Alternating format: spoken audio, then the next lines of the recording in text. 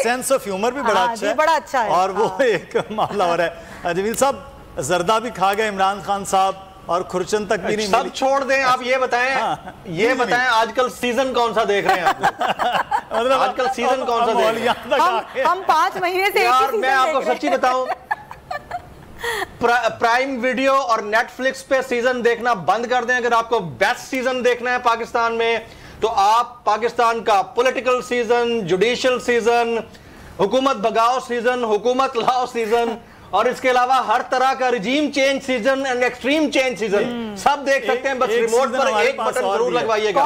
कौन सा button? Remote पर एक बटन जरूर लगवाइएगा। कौन सा बटन? और वो बटन दबाना भी जरूर है। बताएं बताएं कौन सा बटन? भाई मेरी तो गाड़ी में है, वो गियर में बटन, वो रिमोट पे नहीं है, लगवाना पड़ेगा।